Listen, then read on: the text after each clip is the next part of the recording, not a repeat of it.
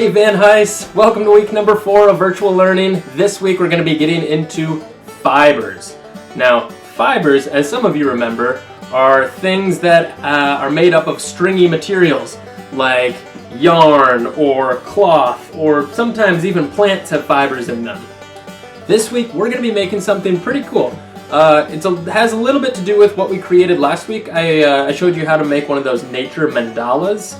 Those circular designs that have radial symmetry. Today we're going to be creating some symmetry using fibrous materials, and the project that we're taking on is what's called a God's Eye weaving. And it's a pretty cool design that you can do with string or yarn, and depending on how many sticks you use, this is going to have like a more linear type of symmetry, or a type of symmetry, or a bilateral where you can look at something and it's the same on both sides. But since it has 4 edges, pretty much like a square, I would say that this has something kind of like quadrilateral symmetry, or maybe rectangular symmetry. It's pretty simple, and you really only need a couple of tools. One being 2 different sticks, or you could even do this with pens or pencils at home, or popsicle sticks. And you're also going to need some kind of string or yarn for this project. You could use something like a shoelace if you don't have string or yarn. You could use something like fishing line to do this. You can even use parts of cloth material if you were to cut it up the right way to kind of turn it into a string. I will post a video on how to make yarn or string from an old t-shirt, so maybe some of you want to take that on. But for right now, I want to show you how to do this really cool craft at home and how to make an interesting God's Eye weaving. Let's get started. Okay, so I went outside and I gathered up a whole bunch of different sticks. The first thing you need to determine when making a God's Eye weaving is the proper tool to use. You don't want to use anything that's too curved or bumpy. So I'm looking at these ones right here. And these are good sturdy sticks. But you can see this one has a big curve to it, and I want this to be pretty straight. So I'm actually going to take that one out. And also, the thinner the sticks are that you just select, the further the yarn will go. So if you use really thick sticks, you're going to go through a lot of yarn. And if you are wanting to save some yarn, choose some kind of thinner stick. So I'm going to take my 2 sticks that I selected, and I'm just going to set them right down. I'm going to make a little plus sign like this, and I'm going to start with a nice red yarn. And again, if you don't have yarn at home, that's okay. This weaving style can be done with string, or it could be done with rope. I've seen some people take a piece of rope and kind of unravel it to get some string out of that. But I will also post a video on alternative ways of making rope or string. So I'm going to cut a length of this that's about as long as my arm, just to start with.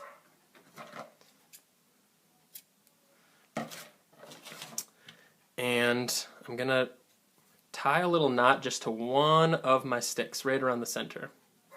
Just make a little loop. Put that end through the loop. Might do that once. And I'll do it twice. The first thing we're going to do, after I have my yarn attached to my first stick, make my plus sign, and then I'm going to actually lash these 2 together, which is a method of connecting 2 branches or sticks at a right angle. I'm just going to go around both of them this way a few times, and then I'm going to go around this way a few times. And I'll repeat this until I've got a really strong connection.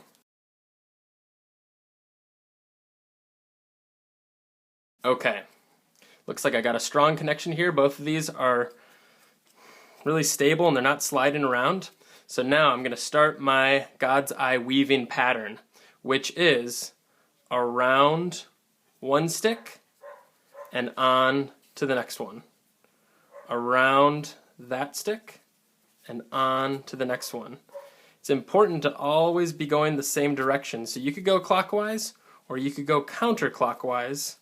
The important thing is to keep it going the same way. So if you're going clockwise, keep going clockwise and don't change it up. Around one, on to the next. Around this one, on to the next.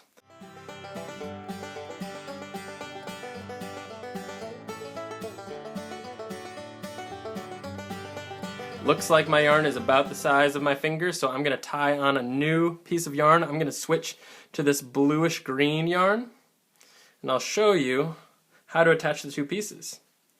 Now, 4th and 5th graders, some of you should be familiar with this knot I'm about to do, because we've talked about it in past fiber units when we've done our weaving and our dream catchers. I'm going to put these two little strings together, these two yarns together, and I'm going to put them both around my finger like this. Oops. You can see why it's important to have a good amount of yarn. Both of them go around this finger, and I'm going to carefully slip them both through that little loop that is created. Just like this. Then I can snip off those bunny ears, and those are both nicely connected. I'm going to keep on going with my pattern. Around a stick, onto the next one. Around that stick, onto the next one.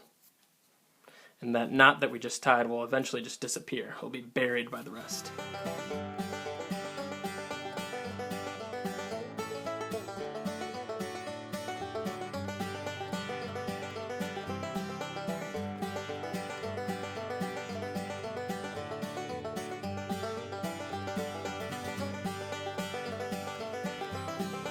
Okay, at this point I'm ready to finish this weaving off. So I'm gonna take my tail, my little bit extra yarn, and this time I'm gonna maybe wait until there's about 2 finger lengths, and I'm going to wrap it around my next stick once, twice, and then I'm gonna place my finger along that stick just like this. I'm gonna wrap it around the stick and my finger, slide my finger out so there's a little loop. Send the end of my yarn through that loop. Don't pull it tight just yet, because you can see there's another loop that I just created here. I'm going to make that little yarn turn around and go through that second loop. The cool thing about this being a video is, if you need to watch this again, you can. Zoop, just like that. I'm going to tighten it down. This should be a refresher for some of you 4th and 5th graders. There you have it. I'm going to snip off my little bit of extra yarn. And there we have a God's Eye weaving, which I sometimes like to call dragon's eye weaving, because depending on the colors you're using, these kind of look like dragon's eyes or some kind of monster.